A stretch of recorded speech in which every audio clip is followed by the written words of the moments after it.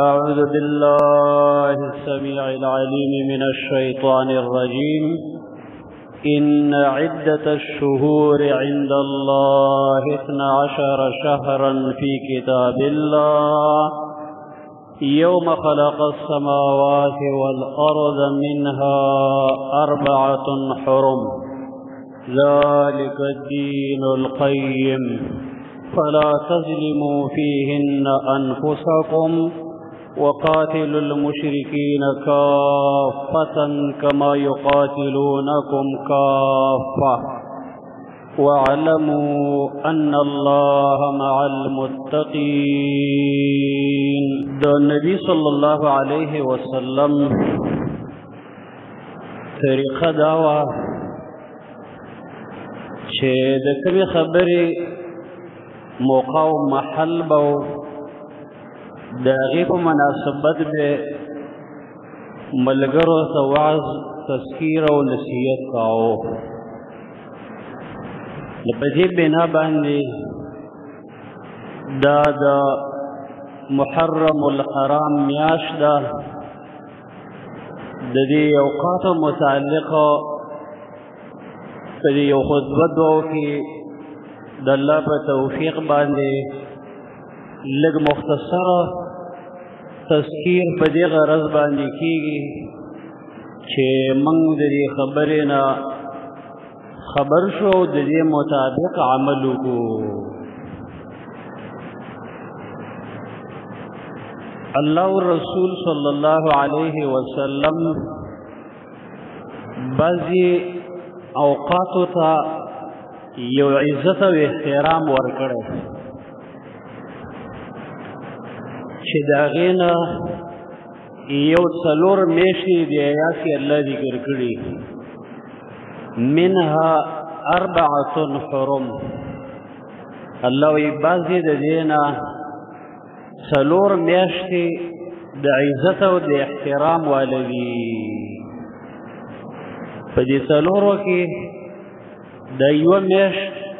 د رمضان او شعبان نه مخکې راځي چې هغې ته رجب میاشت وایي، پښتانه ورته بزرګه وایي، او دا 3 میاشتې متصلې راځي. د ورکوټي اختر د میاشت نه وروسته ذوالقعده، ذوالحجه، محرمه. دې 4 میاشتو ته الله عزت ورکړی. مشرکینو به په دې کې جنگ جګړې نه کولې. دا 4 میاشتې چې به ختمې شوې بیا به قتل، قتال، لوټ مار، جګړې کولې. اوس هم اهل علم وایي چې آیا د دې هغه احترام او عزت باقي دی او که نه؟ نو یو قول اهل علم دا دی چې هغه احترام عزت منسوخ دی، جنگ کولی شي. دویم قول راجح دا دی چې نه، مسلمان په دې میاشتو همغسې احترام لري،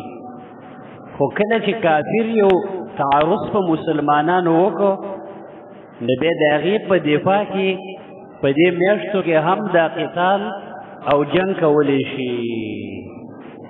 نو 4 میاشتو ته الله عزت ورکړی. یو بیا په دې کال کې یوه بله میاشت ده، هغې ته رمضان المبارک میاشت وایي. هغې ته الله یو بېل فضیلت او خصوصیت ورکړی. په دې ټولو میاشتو کې بیا په دې کال کې یو 10 ورځې نورې دي چې هغې ته د ذوالحجې اوله عشره وایي، د غټ اختر د ورځې پورې. دې ورځو ته هم د الله نبي فضیلت ورکړی دی چې په ټول کال کې دا بهترینې ورځې دي. الله ته پکې عمل ډېر محبوب دی. بیا پکې یو 10 شپې دي په دې کال کې چې هغې ته اخرنۍ عشره وایي، د رمضان المبارک. هغې ته الله یو بېل فضیلت ورکړی چې د لیلة القدر یو مبارکه شپه پکې ده. بیا په دې کال کې انفرادي یو 2 ورځې دي، د وړوکي اختر او د غټ اختر، چې دا د مسلمانانو د خوشحالۍ ورځې دي. دا مې یو مقام لري په دې ورځ روژه منع ده د خوراک کاک ورځې دي همداسې راځه بیا د هفته کې یوه ورځ چې هغې ته د جمعې مبارکه ورځ وایي الله مسلمانانو له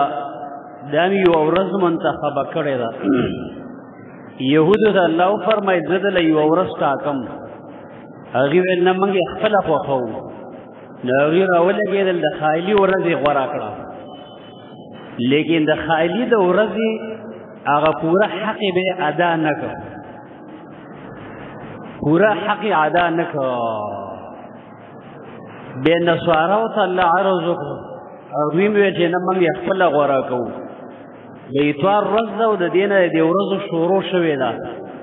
موږ به د اتوار په ورځ باندې بس یو احترام تعظیم کوو او یهودو ویلو چې د خایلي ورځ خالي ده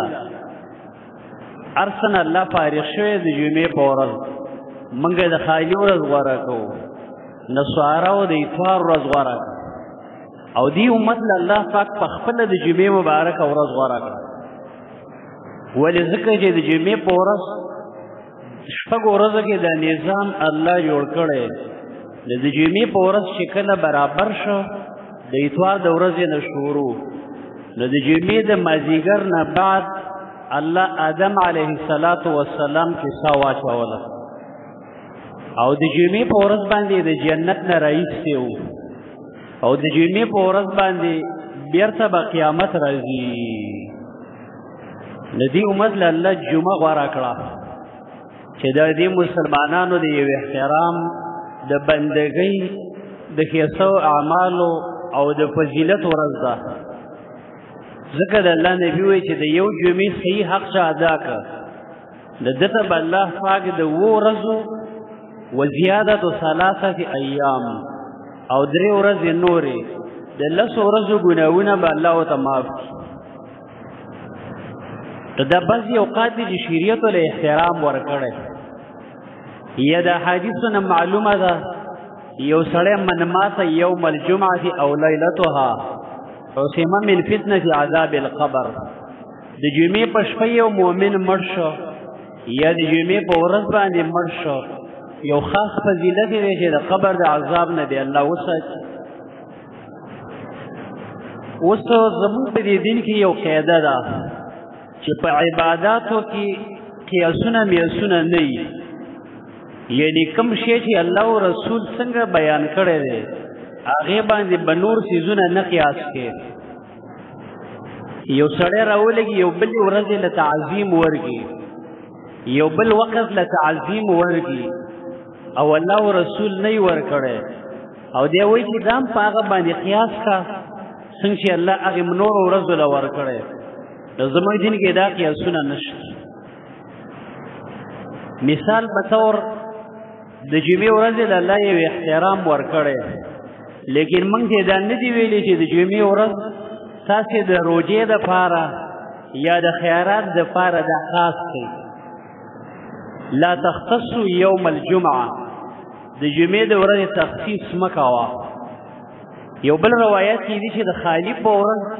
یوازې روژه نیسي د دې نه منع راغلی اوس یو سړی دا وخت خاص کوي نو دې ته بدعت وایي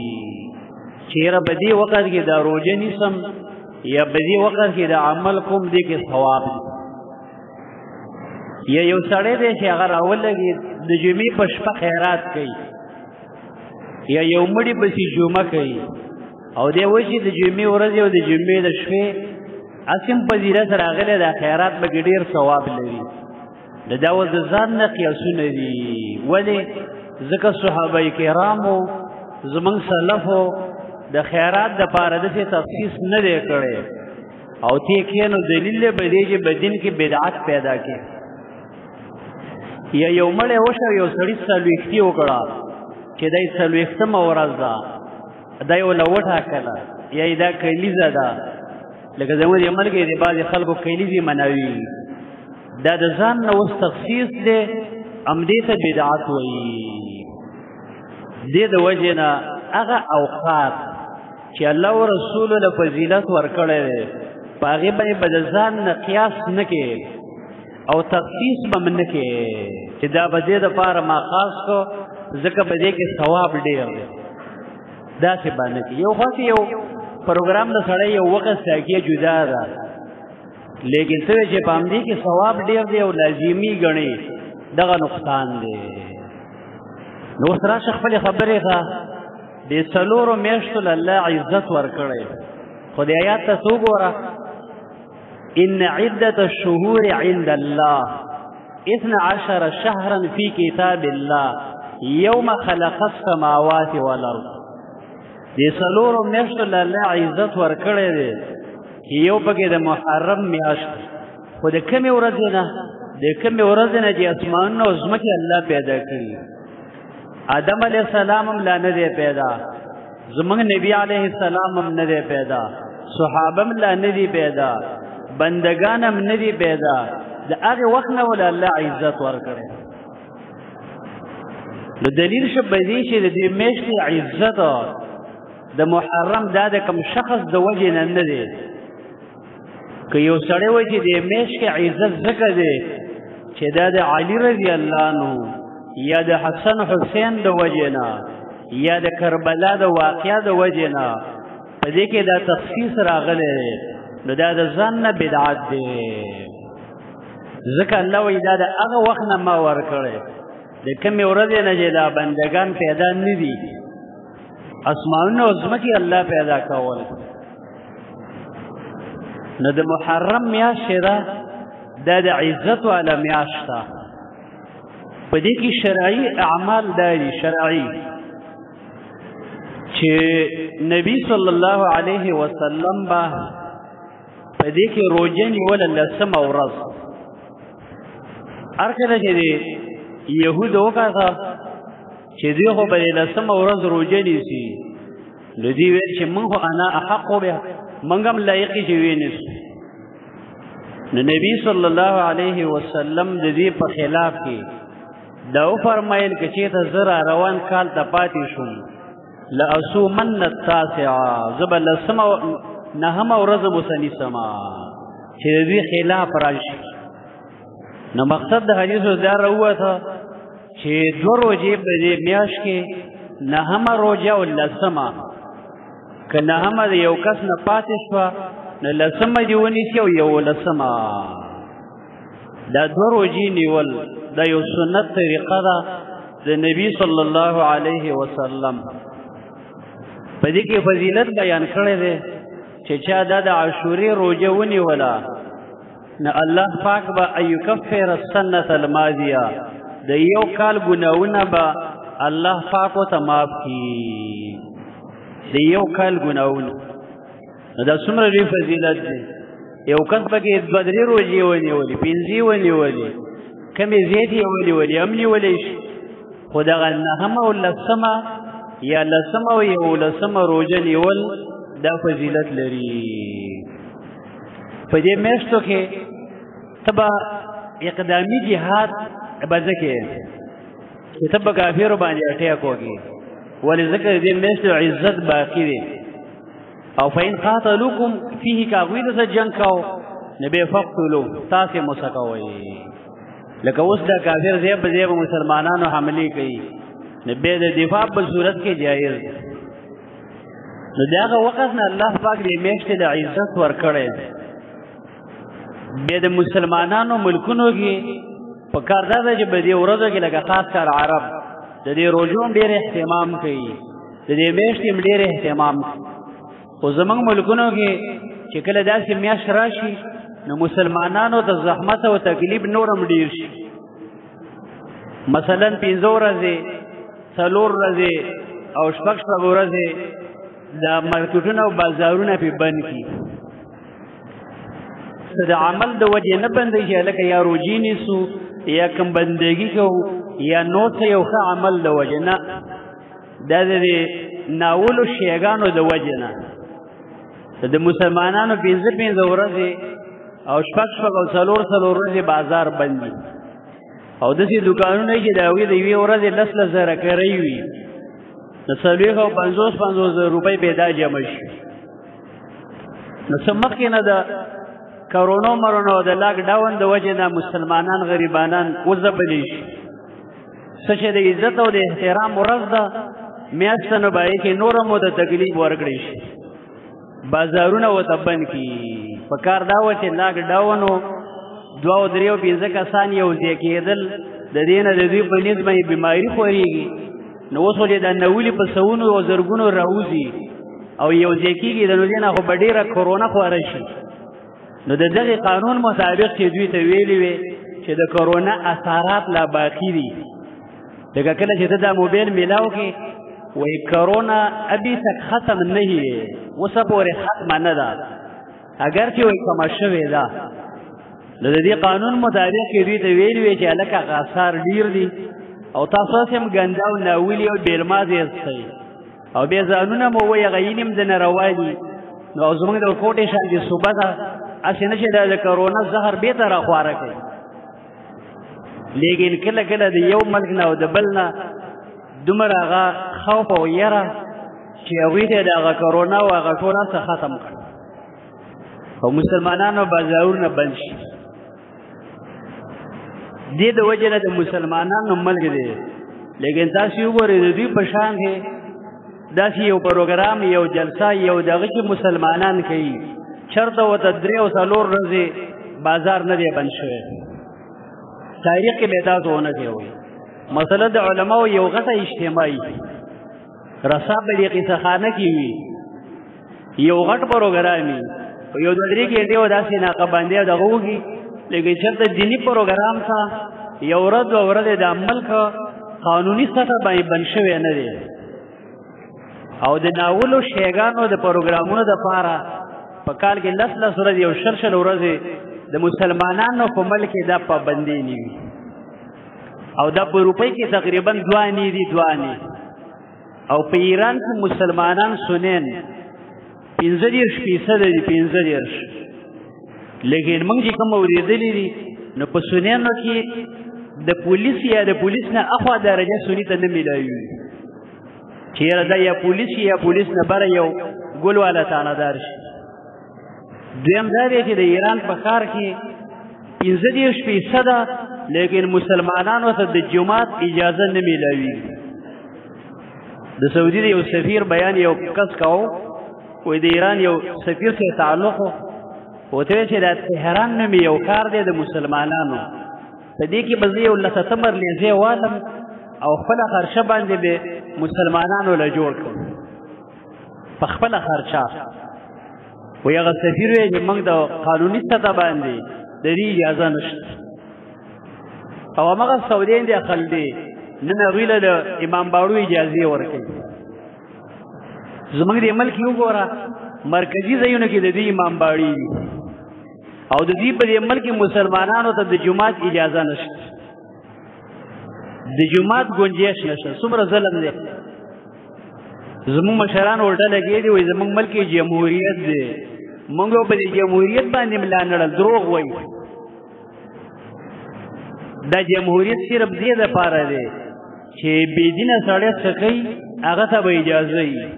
که ډم څه ګډا کوي او فساد کوي هغه ته به اجازه وي که اجړه څه فساد کوي هغه ته به اجازه وي که شیعه ازاد ګرځي او فساد کوي هغه ته به اجازه وي او مسلمان باندې جمهوریت نشته اګه دیني عمل کوي هغه باندې به پابندي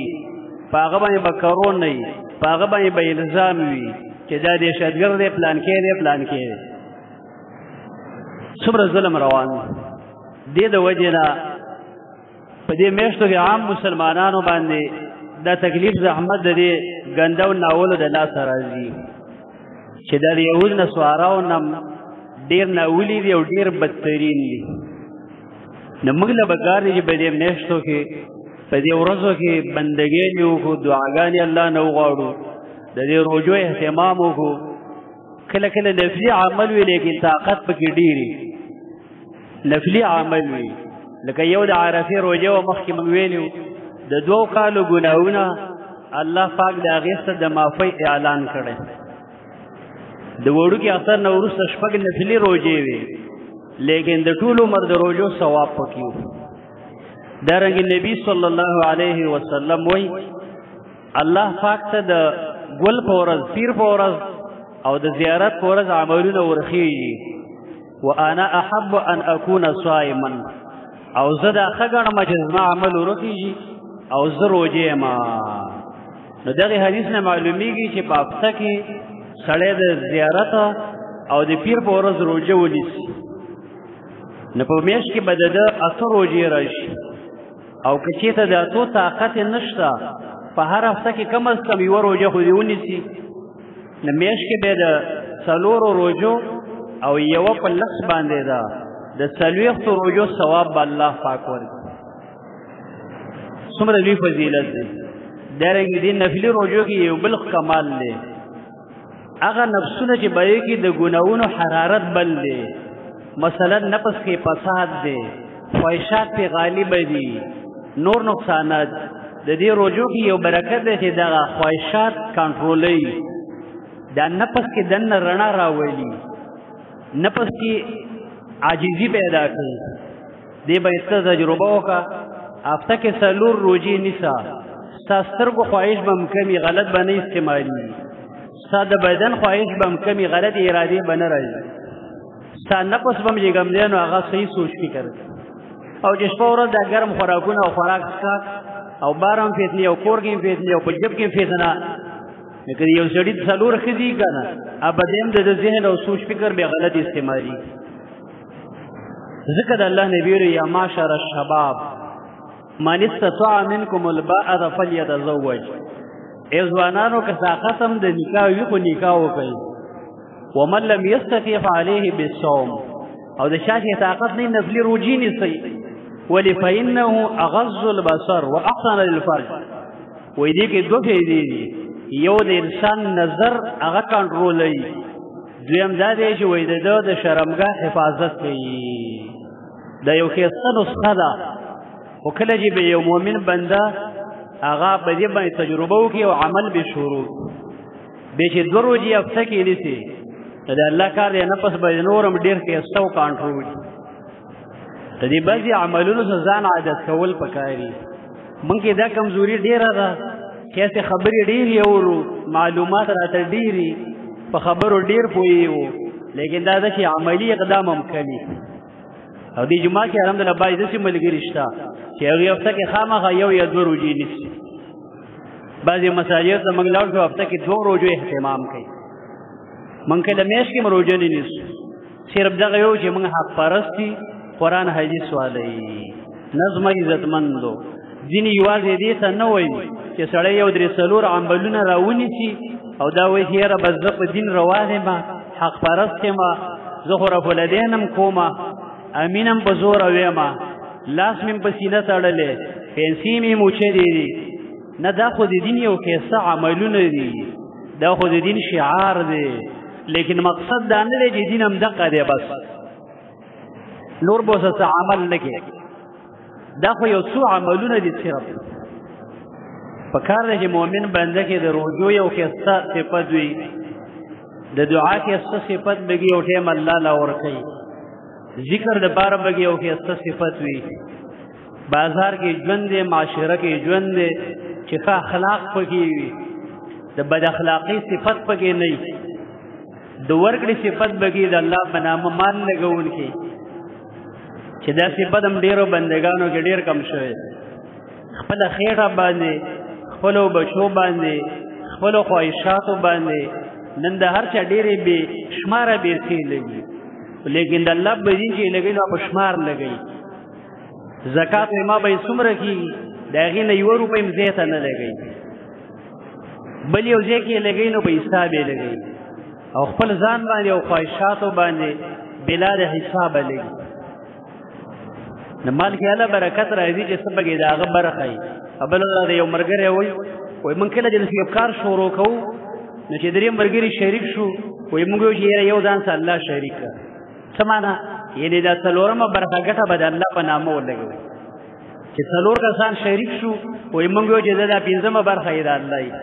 نو د الله کار دی چې 5 لکه ګټه الله راکړي، 1 لک د الله په دین ولګوو بغیر د زکات نه. زکاتونه خو خیرې دی، بغیر د سرمنو نه د الله په نامه به خلک داسې برخې حسابوي. بعضې خلک مدرسو کې میاشت کې 50 زره بلو د یو کس راته 1.5 لک 1,40,000 روپۍ زه مدرسه کې د روټۍ او د بیل خلاصوم او د الله نه امید لرم چې الله به دې ښایسته بدله راکړي ما ورته ویل دغه به دې په کار شي صرف به ځان خوړل او په خپل اهل او خواهشاتو باندې دا یوازې کمال نه دی د دې د وجې نه په کار دا ده چې موږ کې ښایسته عمل دی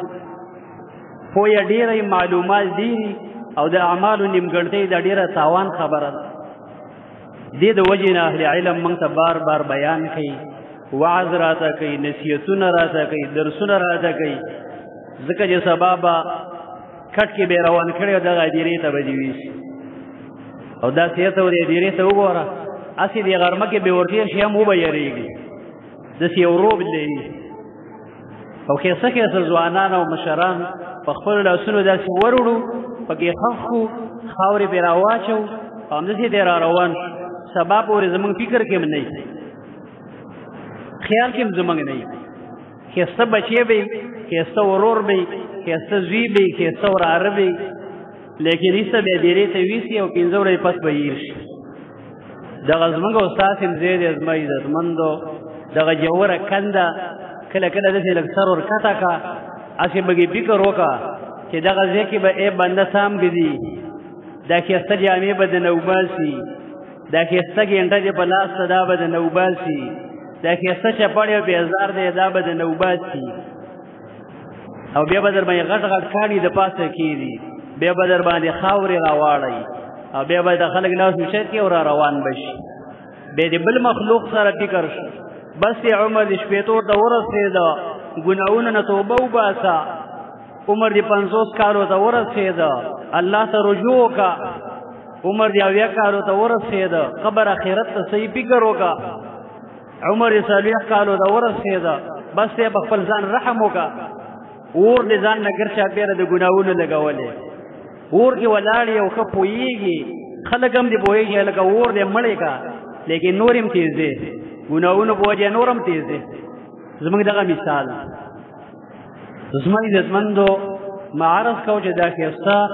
میاشت به دې کې د روژو د اعمالو اهتمام بعضې رسمونه رواجونه په دې میاشت کې خلک کوي چې د هغې آینده خطبه کې انشاءالله لږ شی وضاحت کېږي الله دې موږ او تاسې کې ښایسته عملونه پیدا کړي او الله دې موږ او تاسې د هر قسمه فتنو نه په خپل رحم او فضل باندې وساتي اقول قولي هذا استغفر الله لي ولسائر